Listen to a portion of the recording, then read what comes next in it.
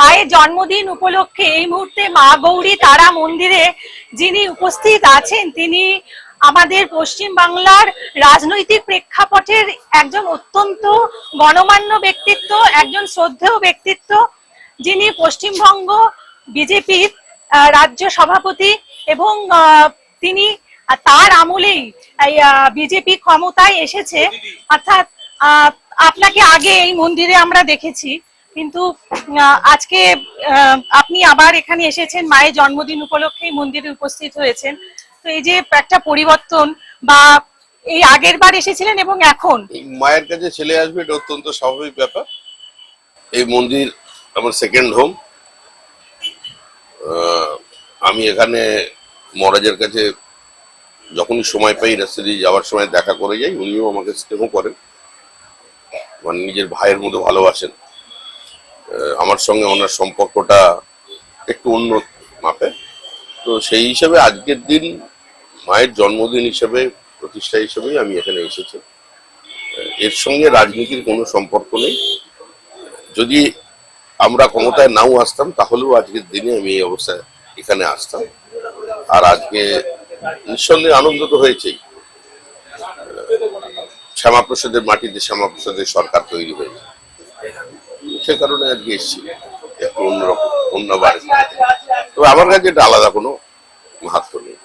মায়ের জন্মদিন এটাই মাহাত্ম্য।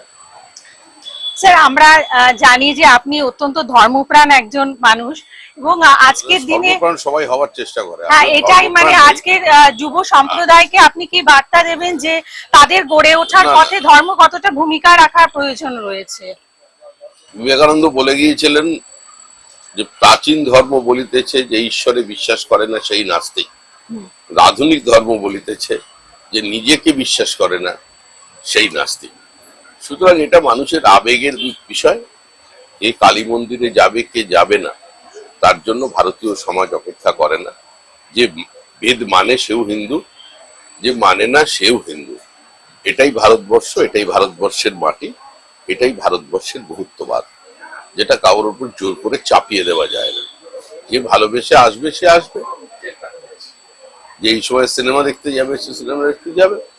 তো এটার সঙ্গে কারোর কোনো সম্পর্ক না। ব্যক্তিত্ব গঠনের পেছনে আমাদের প্রত্যেক দিনে ধর্মচারণের কতটা প্রয়োজন, যাতে আমাদের এই যে নানান অনৈতিকতা জীবন থেকে সরে যায়।